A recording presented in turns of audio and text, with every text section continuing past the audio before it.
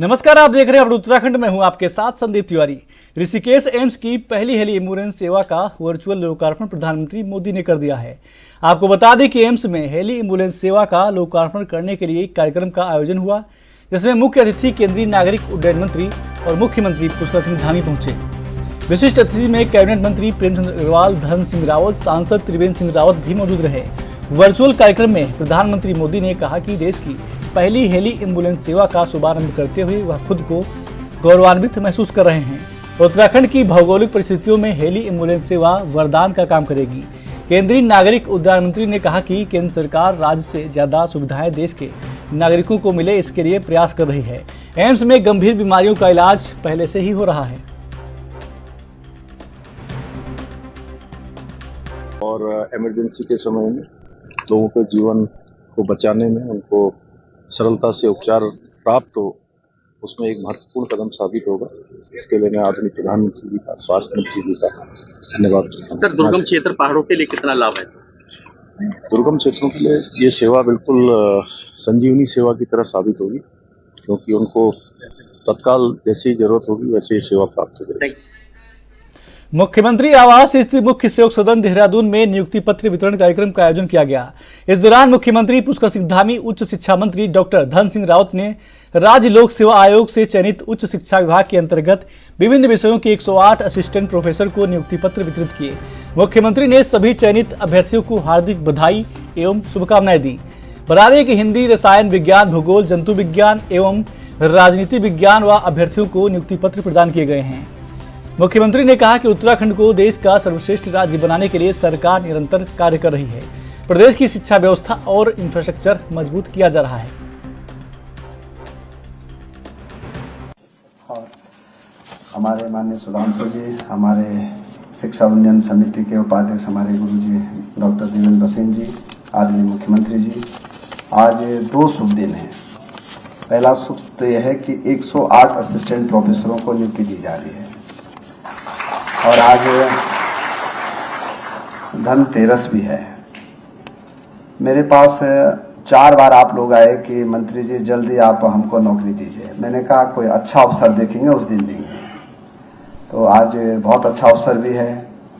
मैं मुख्यमंत्री जी का धन्यवाद देना चाहता हूं कि आप पूरे देश में उच्च शिक्षा में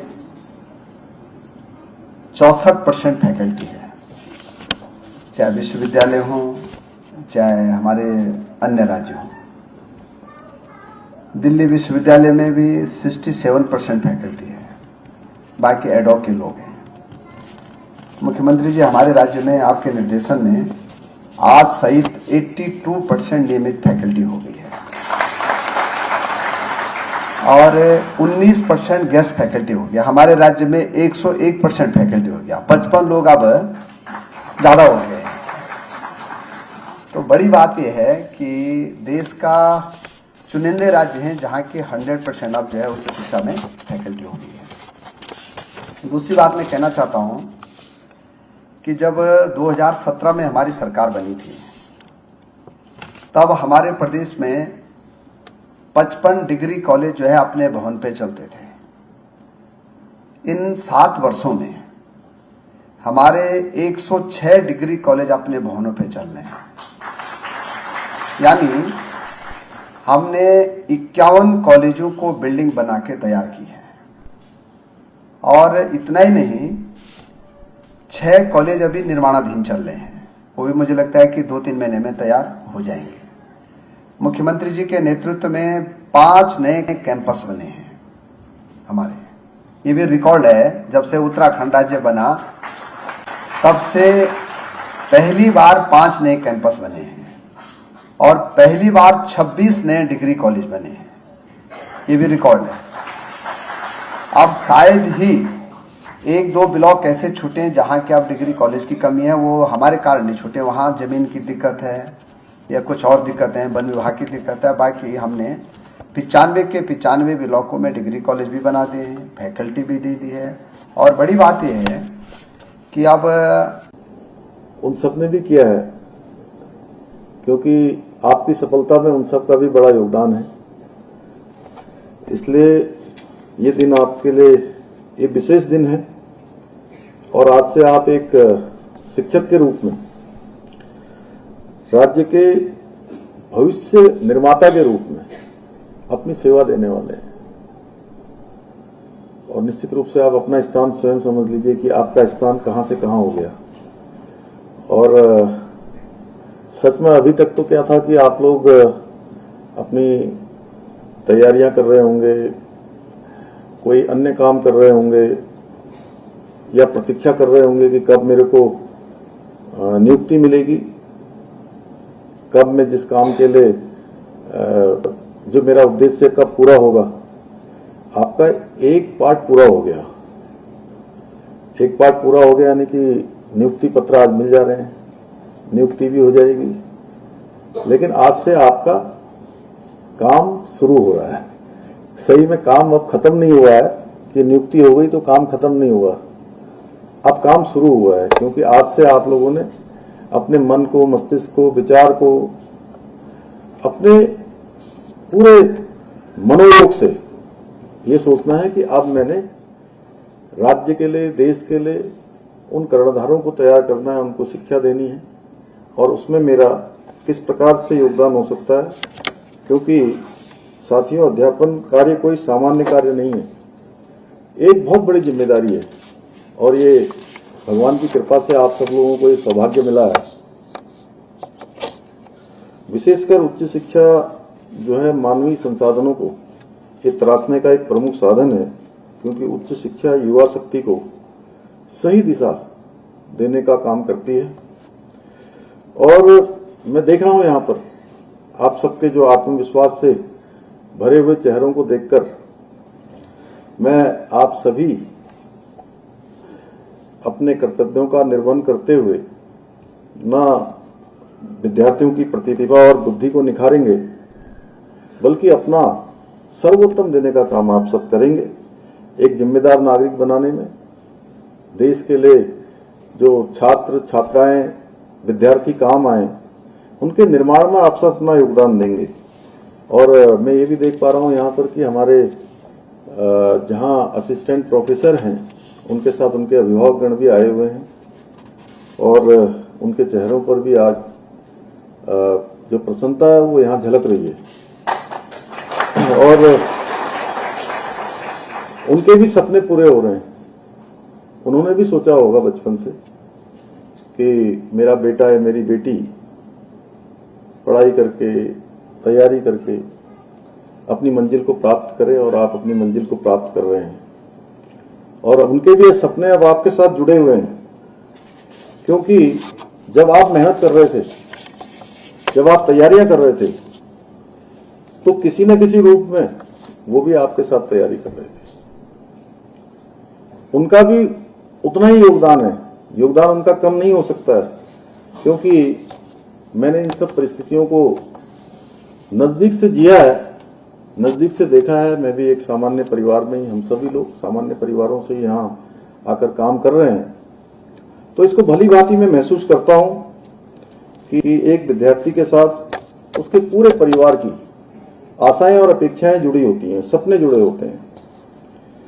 पहले प्रदेश के युवा बहुत मन लगाकर पढ़ाई करते थे, तैयारी करते थे, माता पिता भी तैयारी करवाते थे, छोटा छोटा काम करते थे। घर में कोई सब्जी लगाता था, कोई फल लगाता था, कोई गाय पालता था, भैंस पालता था, दूध का काम करता था, चाय की दुकान, छोटी दुकान करके मेहनत मजदूरी करके अपने बच्चों को। खबरें और भी हैं, छोटा सा ब्रेक।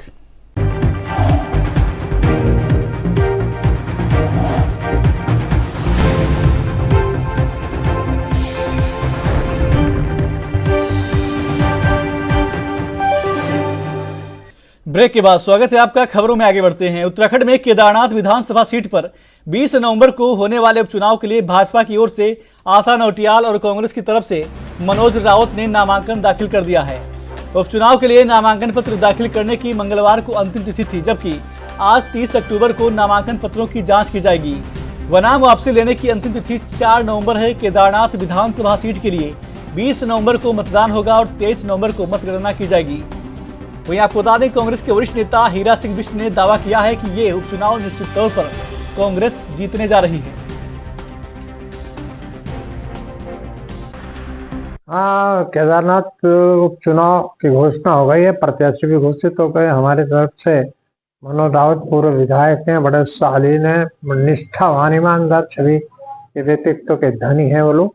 उनको पार्टी ने कैंडिडेट बनाया। कल ही हमारी मीटिंग भी प्रदेश के साथ समन्वय समिति की हुई थी। सभी लोग अपना योगदान उसमें करेंगे और निश्चित रूप से केदारनाथ का चुनाव भी हम जैसे बद्रीनाथ मंगलवार जीते उस तरह से जीतेंगे। वहाँ भी एंटी बीजेपी लहर चल रही, कोई विकास के काम वहां नहीं हुए। और सबसे बड़ा केदारनाथ में केदारनाथ विधानसभा जिस नाम से, केदारनाथ मंदिर के नाम से, उस मंदिर में हजारों करोड़ का सोना गायब हो गया और बीजेपी की सरकार में। और धामी जी देखभाल कर वहां गए, मोदी जी देख कर गए थे, तो इसीलिए वहां क्या जवाब लोगों को देंगे। उसकी कोई जांच नहीं हो रही, कोई इंक्वायरी नहीं हो रही, कोई संतोषजनक जवाब नहीं दे रहा। जब हमारे देवभूमि में लूट खसोट होगी और राज्य के केंद्रीय सरकार बीजेपी दोनों मौन रहेंगी, जनता समझ रही है कि जब हमारी आस्था पर ठेस पहुंची, हमारे आस्था पर कुठाराघात किया, प्रहार किया गया, उसके बाद बीजेपी सरकार मौन है, तो क्यों लोग वोट दें। बाकी विकास की बात तो छोड़ दवाना, सड़कों की दुर्दशा, नाली, पानी, बिजली की अस्त व्यस्त हो चुकी। हमारा कैंडिडेट ईमानदार छवि का कैंडिडेट है पूरे उत्तराखंड में और पार्टी ने उनको कैंडिडेट बनाया और निश्चित रूप से हमेशा जनता के बीच में रहते हैं, शालीन स्वभाव के हैं, सादगी के प्रतीक है और वो चुनाव हम लोग जीत रहे हैं, उसमें किसी प्रकार का दौर तक। केदारनाथ विधानसभा में उपचुनाव होने जा रहा है और उपचुनाव को लेकर कांग्रेस लगातार दावे कर रही है कि जिस तरह से हमने बद्रीनाथ और मंगलौर उपचुनाव में जीत हासिल की है, उसी तरह से केदारनाथ में भी हम एक बड़ी जीत हासिल करेंगे। वहीं कांग्रेस के इन दावों को लेकर जब गढ़वाल सांसद अनिल बलूनी से पूछा गया तो उन्होंने कहा कि यही बातें कांग्रेस हरियाणा में भी कर रही थी। हरियाणा में क्या स्थिति है सभी के सामने है। जब आप लोग केदारनाथ में जाएंगे तो वहां के लोगों से मिलेंगे तो आपको पता चल जाएगा कि जीत किसकी होने वाली है।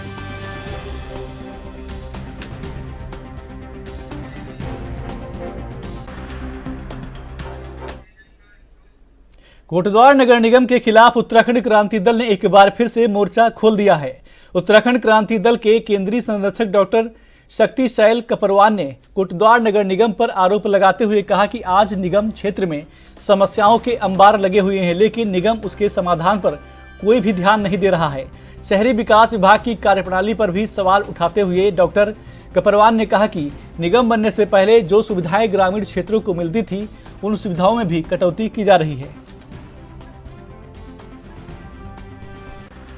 ने तो योजनाएं बंद कर दी, ग्रामीण विकास विभाग ने अपने आप ही बंद कर दी। जब ये नगर निगम हो गया तो उन 73 गाँवों को बहुत संकट में आज हैं वो लोग, क्योंकि वहाँ की जो पानी की योजना है और नहर की योजना है और फसलों के लिए जो समस्याएं हैं, जंगली हाथी का जो आतंक है, वो सारे पूरा नगर निगम जो है बहुत इस समय एक प्रकार का जनता को बहुत पीड़ित कर रहा है, संकट में है। इस संकट से दूर करने के लिए उत्तराखंड क्रांति दल ने फिर लड़ाई लड़ने की बात कही है। अल्मोड़ा कांग्रेस विधायक व केदारनाथ उपचुनाव प्रभारी मनोज तिवारी ने अल्मोड़ा में प्रेस वार्ता के दौरान केदारनाथ उपचुनाव में उन्होंने कहा कि केदारनाथ उपचुनाव में बीजेपी हताश निराश नजर आ रही है और भाजपा के पाले से यह चुनाव खिसकता हुआ दिखाई दे रहा है और वहां की जनता कांग्रेस प्रत्याशी मनोज रावत के पक्ष में मतदान करने जा रही है और कांग्रेस की जीत दर्ज होगी। देखिए, जो केदारनाथ का बाई इलेक्शन है, उपचुनाव है, उसमें निश्चित रूप से कांग्रेस जीतने के बिल्कुल उस पर खड़ी हुई है और कांग्रेस के अंदर पूरा हम सब लोग मिलकर चुनाव लड़ रहे हैं। वहीं भारतीय जनता पार्टी में एक हताशा है, निराशा है और कल की उनकी सभा को देख के लग रहा था कि वास्तव में भारतीय जनता पार्टी ने अपनी हार वहां पर मान ली। देश भर में दीपावली पर्व को लेकर लोगों में उमंग देखने को मिल रही है। वहीं अल्मोड़ा में दीपावली को लेकर बाजार की रौनक लौट चुकी है। धनवंती त्रयोदशी के दिन बाजार में लोगों की भीड़ उमड़ रही थी। लोग तांबे के बर्तन के साथ ही आपको बता दें कि गहने भी खरीद रहे थे और बाजार में एपड़ के स्टिकर लोग खरीदारी कर रहे हैं। दीपावली आने से बाजार में काफी उछाल देखने को मिल रहा है। व्यापारियों के चेहरे भी खिल उठे हैं और करीब 10 करोड़ की बिक्री अभी तक होने की संभावना जताई गई है।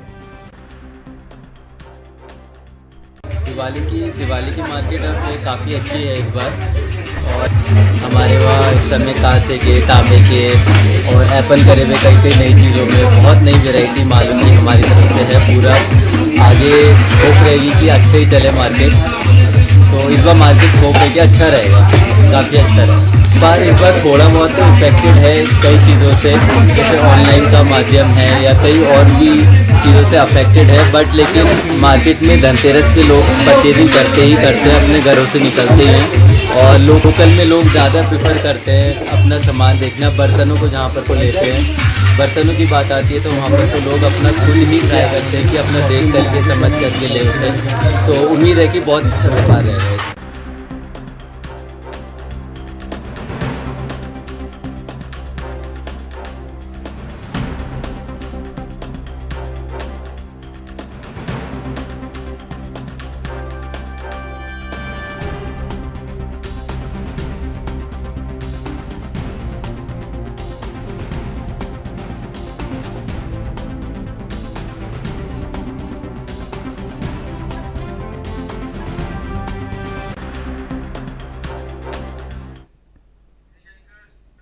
केदारनाथ में उपचुनाव को लेकर दोनों ही पार्टियां अपने अपने दावे करने के साथ ही आरोप प्रत्यारोप भी कर रही हैं।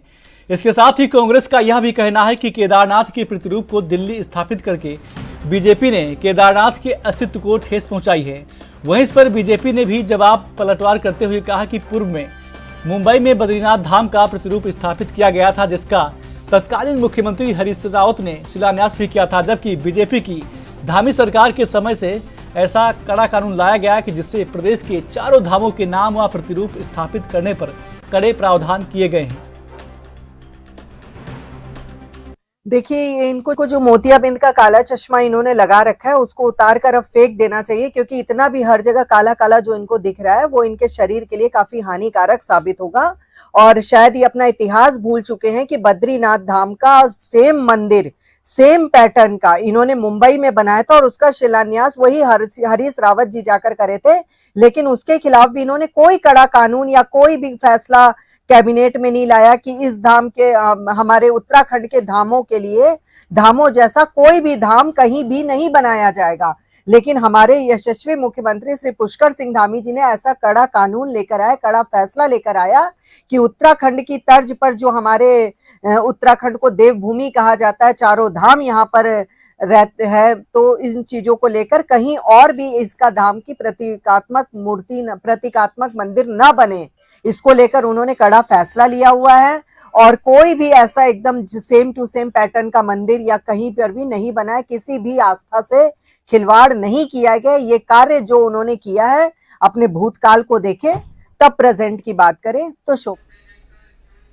देर रात नेहरू कॉलोनी थाना क्षेत्र में एक रेस्टोरेंट में कुछ युवकों द्वारा मारपीट व तोड़फोड़ की घटना को अंजाम दिया गया था, जिस पर मौके पर पुलिस पहुंची व घटना की जानकारी ली। इसके बाद एसएसपी देहरादून के निर्देश पर आरोपियों को पकड़ने के लिए टीम का गठन कर दिया गया।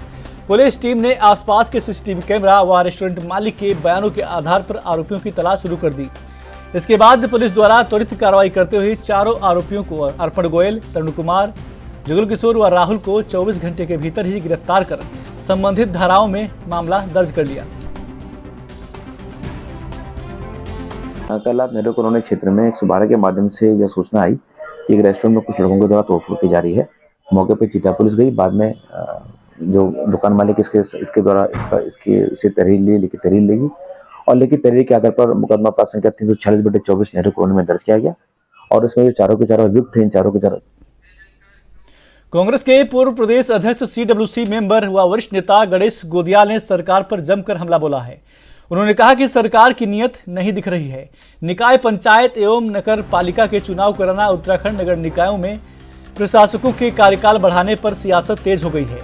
कांग्रेस ने भाजपा पर हार के डर से निकाय चुनाव वक्त पर न कराने का आरोप लगाया है। कांग्रेस का कहना है कि हाई कोर्ट के सख्त निर्देश के बाद भी राज्य सरकार निकाय चुनाव कराने से पीछे हट रही है।